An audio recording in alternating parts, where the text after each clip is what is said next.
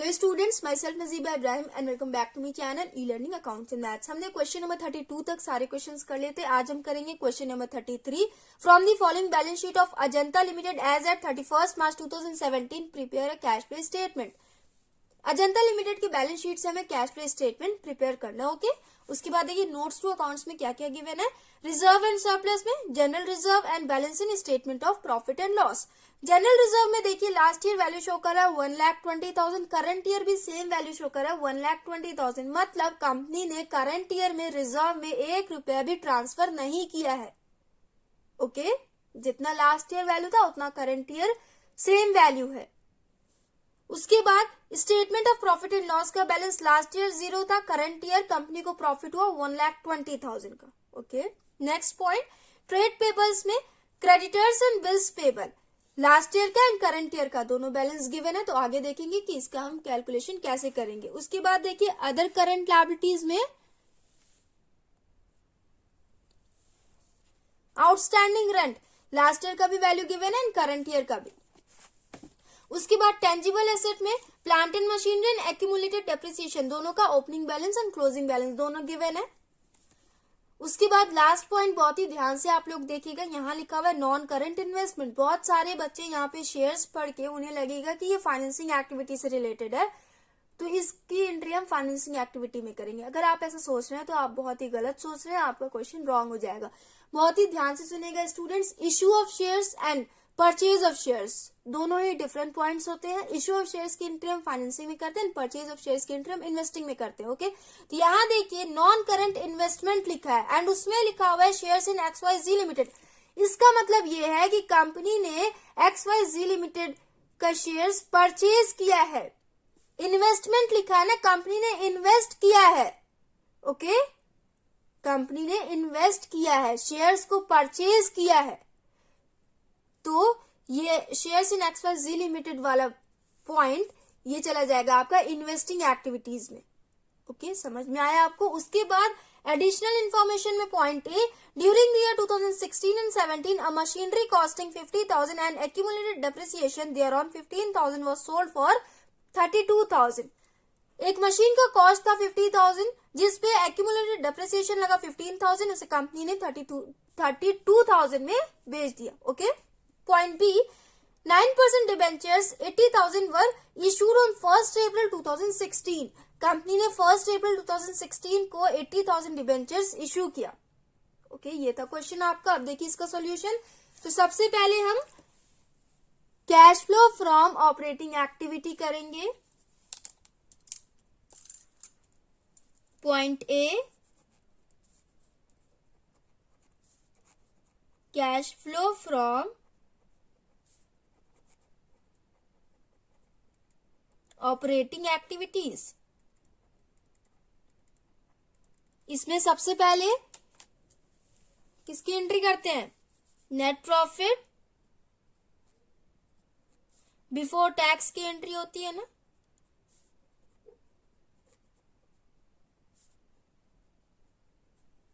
ये हो गया। अब देखिए इसे सॉल्व करेंगे हम। तो यहाँ पे आपका प्रॉफिट एंड लॉस का बैलेंस लास्ट ईयर 0 था, करंट ईयर 1,20,000 शो कर रहा है, मतलब प्रॉफिट एंड लॉस का बैलेंस कितना हुआ? 1,20,000। ये वाला पॉइंट समझ में आया। उसके बाद इसमें हम जनरल रिजर्व को भी ऐड करते हैं ना। करंट ईयर में कंपनी जो भी रुपए जनरल रिजर्व में ट्रांसफर करती है उसे हम ऐड करते हैं नेट प्रॉफिट में। प्रॉफिट से ही कंपनी ट्रांसफर करती है रिजर्व में, तो इसलिए प्रॉफिट में हम दोबारा से ऐड कर लेते हैं। बट यहाँ पे 1,20,000 में से कंपनी ने एक भी रुपया को जनरल रिजर्व में ट्रांसफर नहीं किया है, तो जनरल रिजर्व की कोई भी एंट्री नहीं होगी। उसके बाद अगर आपके क्वेश्चन में प्रोपोज डिविडेंड होता तो उसको भी हम ऐड करते, बट क्वेश्चन में कहीं भी प्रोपोज डिविडेंड गिवन नहीं है, तो उसका भी कोई कैलकुलेशन नहीं होगा। प्रोविजन फॉर टैक्स भी गिवन नहीं है एंड रिफंड ऑफ टैक्स भी गिवन नहीं है, तो नेट प्रॉफिट बिफोर टैक्स में आपका 1,20,000 ही होगा। ओके, आई होप आप लोग को समझ में आया हो।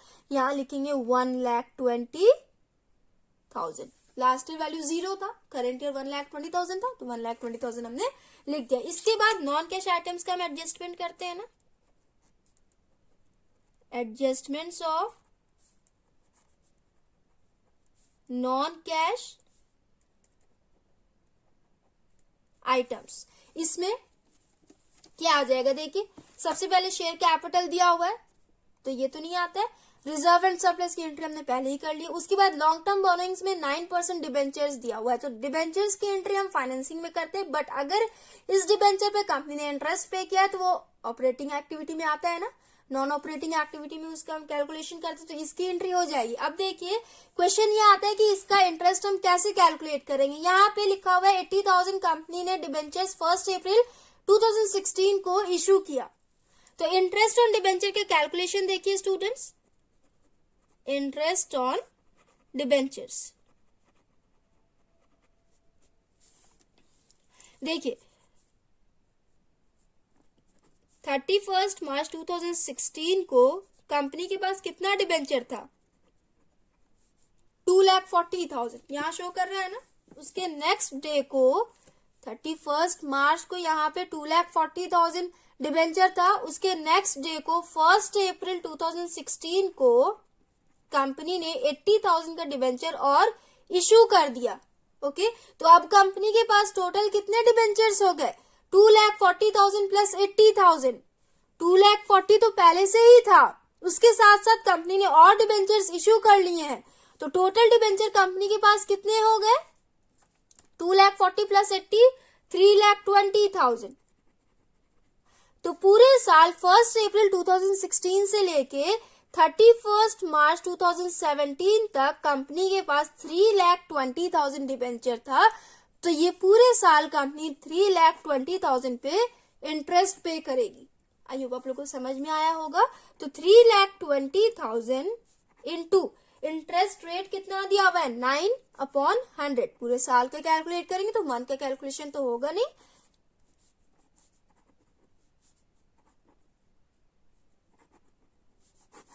28,800 आया। यहां लिखेंगे एड इंटरेस्ट पेड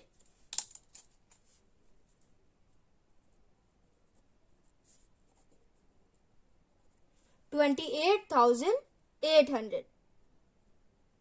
ये हो गया स्टूडेंट्स। इसके बाद आपके एडजस्टमेंट में डेप्रिसिएशन भी गिवन है, बट ये एक्यूमुलेटेड डेप्रिसिएशन दिया हुआ है, एंड नॉन ऑपरेटिंग आइटम में हम डेप्रिसिएशन ड्यूरिंग द ईयर की एंट्री करते हैं। बहुत ही ध्यान से देखिएगा, यहाँ पे एक्यूमुलेटेड डेप्रिसिएशन है 15,000, तो इससे हमें depreciation during the year calculate करना पड़ेगा।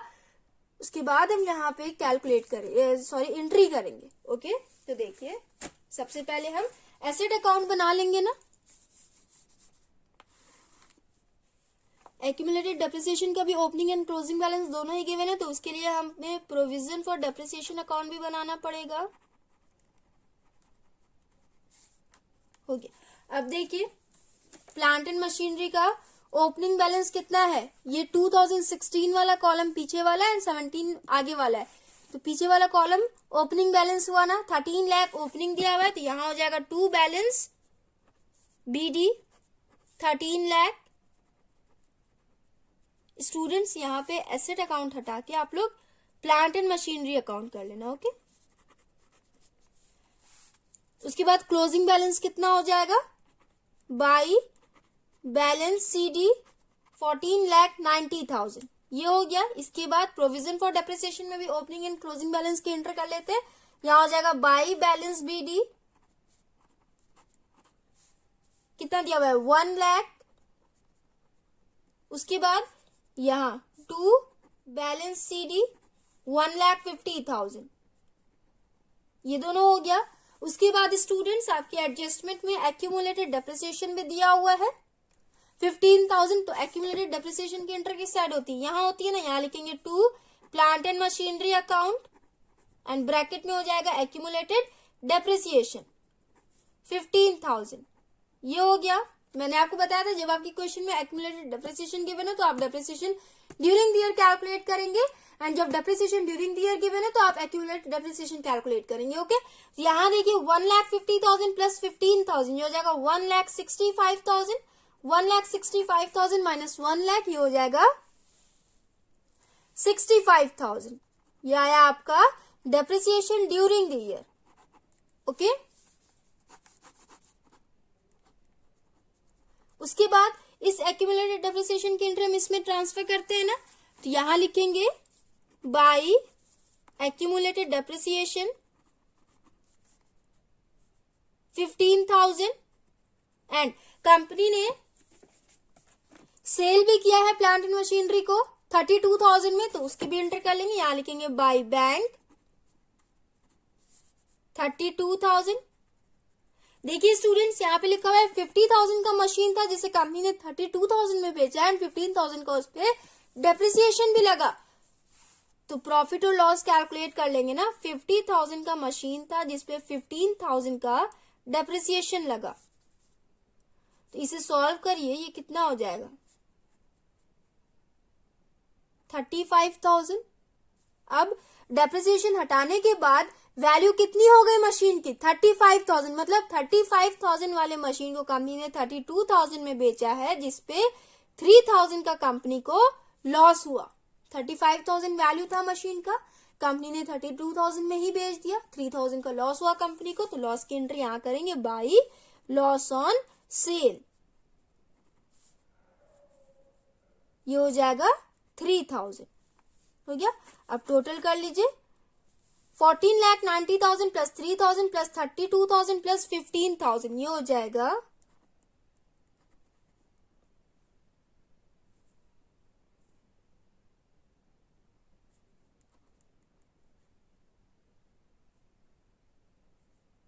15,40,000। 15,40,000 माइनस 13 लाख, ये हो जाएगा 2,40,000। यहां लिखेंगे टू बैंक ब्रैकेट में हो जाएगा बीइंग परचेज्ड। ओके स्टूडेंट्स, हमने प्लांट एंड मशीनरी अकाउंट भी बना लिया एंड डेप्रिसिएशन भी, प्रोविजन फॉर डेप्रिसिएशन अकाउंट भी बना लिया। यहाँ पे देखिए हम नॉन ऑपरेटिंग आइटम्स की एंट्री कर रहे थे ना, तो डेप्रिसिएशन ड्यूरिंग द ईयर की भी एंट्री कर लेंगे। यहाँ पे एक्सपेंस होता है वो, तो उसे भी हम ऐड करते हैं। डेप्रिसिएशन कितना आया था 65,000। उसके बाद यहाँ पे देखिए स्टूडेंट्स, कंपनी ने प्लांट एंड मशीनरी को जो बेचा है उस पे कंपनी को लॉस हुआ है 3,000 का, ये भी आ जाएगा आपका नॉन कैश आइटम्स में। ओके, तो लॉस है उसे भी हम ऐड कर देंगे। Loss on sale 3,000। टोटल करिए 28,800 प्लस 65,000 प्लस 3,000, ये हो जाएगा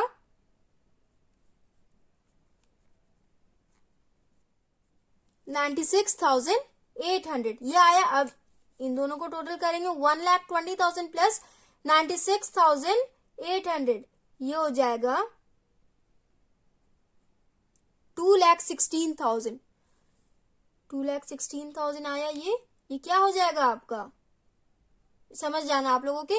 2,16,000 है ये हो जाएगा ऑपरेटिंग प्रॉफिट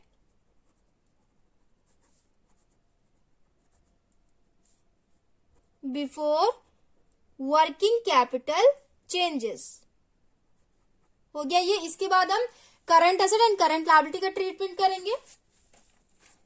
तो देखते हैं यहाँ पे आपके करंट लायबिलिटी में ट्रेड पेबल दिया हुआ है ना, एंड नोट्स में देखिए ट्रेड पेबल में 2 पॉइंट्स लिखे हुए हैं। फर्स्ट वन क्रेडिटर, क्रेडिटर का लास्ट ईयर वैल्यू था 1,20,000, करंट ईयर वैल्यू इंक्रीज होके 1,40,000 हो गई। 20,000 से वैल्यू इंक्रीज हुई है क्रेडिटर्स की, तो जब भी वैल्यू इंक्रीज होती है करंट लायबिलिटी की तो उसे हम ऐड करते हैं, तो इसे भी हम ऐड कर लेंगे। क्रेडिटर्स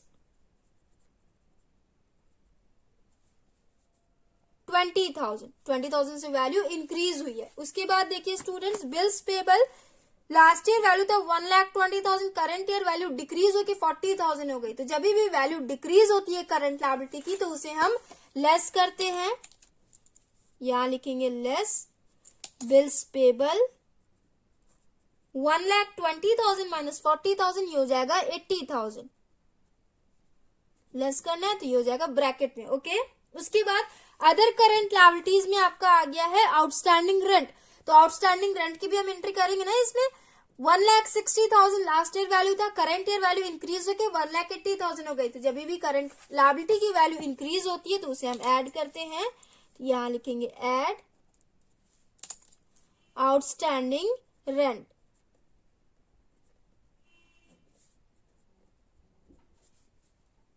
$20,000।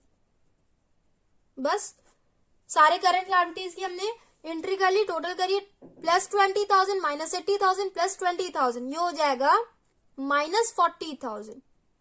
ओके, समझ आ रहा है आपको ना? ये वाला क्या लिखा है मैंने, 2,16,800। आई होप आप लोगों को समझ में आ रहा होगा। अगर नहीं समझ में आ रहा है तो ये कट करके मैं क्लियर लिख दे रही हूँ, 2,16,800।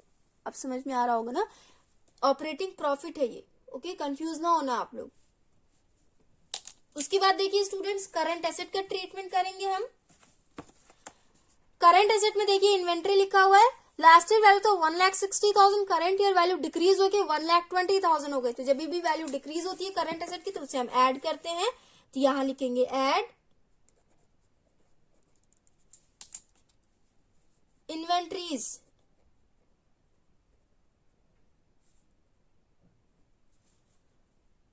$40,000 से वैल्यू इंक्रीज हुई है। उसके बाद देखिए स्टूडेंट्स, ट्रेड रिसीवेबल। यहां ध्यान से देखिएगा, लास्ट ईयर वैल्यू था 1,60,000, करंट ईयर वैल्यू सेम है 1,60,000, ना तो इंक्रीज हुआ है ना तो डिक्रीज हुआ है। तो इसकी एंट्री हम इसमें करेंगे नहीं, कोई फ्लो हुआ नहीं कैश का, ना तो इनफ्लो हुआ ना तो आउटफ्लो हुआ, तो उसकी एंट्री नहीं होगी। ये हो जाएगा 40,000। अब हम टोटल कर लेंगे स्टूडेंट्स। ये वाला कैलकुलेशन काफी ध्यान से देखिएगा, यहाँ लिखा हुआ है 2,16,800 माइनस 40,000 प्लस 40,000। तो ये माइनस 40,000 प्लस 40,000 ये तो जीरो हो गया, तो बचा कितना, 2,16,800। यहाँ लिखेंगे 2,16,800। ओके, ये आ गया आपका cash flow from operating activities.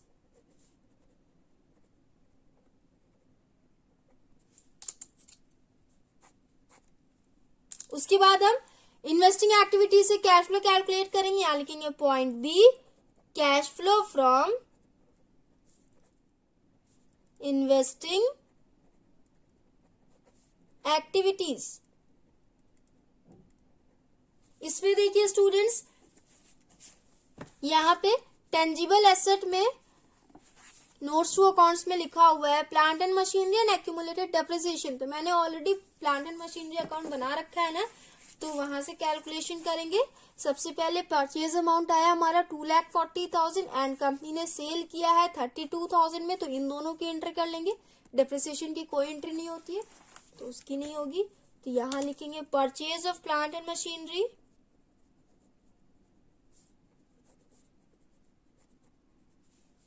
2,40,000 company ने परचेज किया, बदले में कैश पेमेंट किया होगा तो आउटफ्लो हुआ तो ब्रैकेट में हो जाएगा। उसके बाद sales of plant and machinery, company ने सेल किया, बदले में कंपनी ने कैश रिसीव किया, इनफ्लो हुआ तो ये ऐड हो जाएगा। उसके बाद अब ध्यान से देखिएगा, नॉन करंट इन्वेस्टमेंट भी दिया हुआ है। इसमें लिखा हुआ है shares in XYZ limited. Company ने XYZ लिमिटेड के शेयर्स परचेज किया है।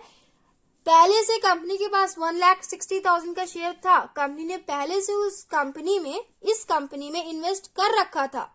उसके बाद कंपनी ने करंट ईयर में और इन्वेस्टमेंट किया, उसमें कितने से इन्वेस्टमेंट की वैल्यू इंक्रीज हुई, 2,40,000 माइनस 1,60,000, 80,000 से वैल्यू और इंक्रीज हो गई। मतलब कंपनी ने और शेयर्स को परचेज कर लिया, 80,000 के और शेयर्स को कंपनी ने परचेज कर लिया। तो यहां लिखेंगे परचेज ऑफ शेयर्स। आउटफ्लो हुआ होगा ना, तो यहां लिखेंगे माइनस 80,000। ये हो गया। उसके बाद कोई ना तो इंटरेस्ट रिसीव है ना डिविडेंड रिसीव है, तो बस इतनी ही एंट्री होगी। टोटल करिए, माइनस 2,40,000 माइनस 80,000 प्लस 32,000, ये हो जाएगा माइनस 2,88,000।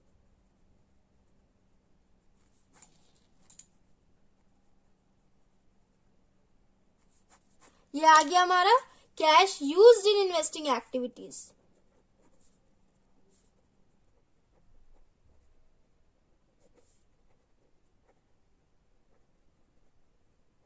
ये हो गया स्टूडेंट्स। इसके बाद हम फाइनेंसिंग एक्टिविटी से कैश फ्लो कैलकुलेट करेंगे। Cash flow from financing activities. तो देखिए इसमें सबसे पहले इक्विटी शेयर कैपिटल, इसकी एंट्री फाइनेंसिंग में होती है ना। तो यहाँ लास्ट ईयर वैल्यू था 10 lakh, current year value same है 10 लाख, मतलब कंपनी ने करंट ईयर में कोई भी शेयर्स इश्यू किया नहीं है, तो कोई फ्लो हुआ नहीं, ना तो इनफ्लो हुआ ना आउटफ्लो हुआ, तो कैश फ्लो स्टेटमेंट में इसकी एंट्री नहीं होगी। उसके बाद रिजर्व एंड सरप्लस की एंट्री हमने ऑलरेडी कर रखी है।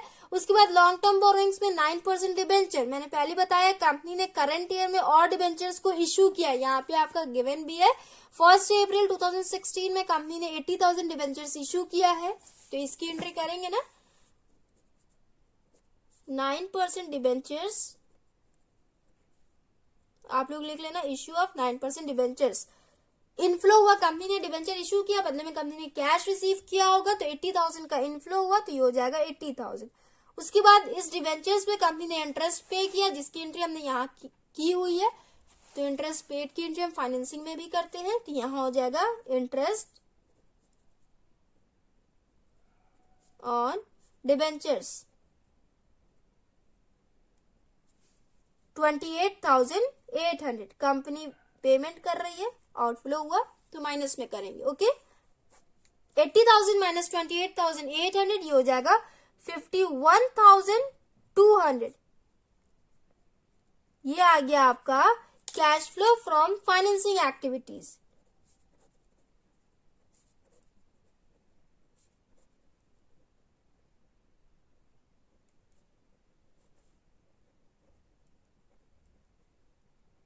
हो गया ना स्टूडेंट्स, हमने सारे पॉइंट्स की एंट्री कर ली। Trade payable other current liability की हमने ऑपरेटिंग में एंट्री की है, फिक्स्ड एसेट की भी हमने एंट्री कर ली, नॉन करंट इन्वेस्टमेंट की भी हमने एंट्री कर ली, इन्वेंट्री और ट्रेड रिसीवेबल ये दोनों भी हमने देख लिया था। इन्वेंट्री की हमने एंट्री की है, ट्रेड रिसीवेबल की हमने एंट्री इसलिए नहीं की है क्योंकि लास्ट ईयर भी वैल्यू सेम था, करंट ईयर भी वैल्यू सेम था, तो यहाँ पे कोई कैश फ्लो नहीं हुआ है, ना तो इनफ्लो हुआ है ना तो आउटफ्लो हुआ है। उसके बाद लास्ट में बचा आपका कैश एंड कैश इक्विवेलेंट्स, तो अब इसकी एंट्री करते हैं। उसके लिए सबसे पहले हम तीनों एक्टिविटीज को ऐड करेंगे, A plus B plus C. Operating activity का आंसर कितना है 2,16,800, यहाँ हो जाएगा 2,16,800 प्लस इन्वेस्टिंग में देखिए माइनस में आंसर आया 2,88,000, यहाँ हो जाएगा माइनस 2,88,000। उसके बाद फाइनेंसिंग का देखिए 51,200। कैलकुलेट करिए स्टूडेंट्स, 2,16,800 प्लस 51,200, इससे ऐड करिए, ये हो जाएगा 2,68,000 प्लस माइनस माइनस 2,88,000, ये हो जाएगा माइनस में 28,000। 2,88,000 माइनस 2,68,000 माइनस 28,000, ये आया आपका net decrease in cash and cash equivalents. तो यहाँ एंट्री ब्रैकेट में हो जाएगा 28,000। इसके बाद इसमें हम लास्ट ईयर के कैश इक्विवेलेंट्स के अमाउंट को ऐड करते हैं ना, तो यहाँ पे लास्ट ईयर में कितना दिया हुआ है 80,000, तो इसे हम ऐड करेंगे, यहां लिखेंगे ऐड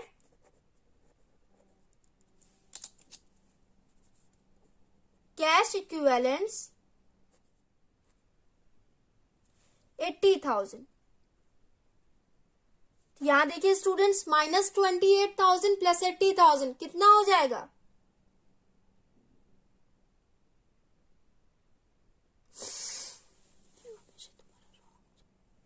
सॉरी स्टूडेंट्स यहाँ पे मैंने कैलकुलेशन थोड़ा सा रॉन्ग किया है। 2,68,000 माइनस 2,88,000 ये हो जाएगा 20,000। आई होप आप लोगों को समझ में आया होगा। 2,88,000 में से 2,68,000 माइनस करेंगे तो 20,000 होगा, तो यहाँ पे भी हम 20,000 लिखेंगे। ओके, समझ में आया ना आपको। तो देखिए प्लस 80,000 माइनस 20,000 ये हो जाएगा 60,000, ये हो जाएगा 60,000। अब देखिए करंट ईयर के बैलेंस को चेक करिए, आया ना 60,000, मतलब हमारा कैश फ्लो स्टेटमेंट करेक्ट है, वेरीफाई हो गया हमारा।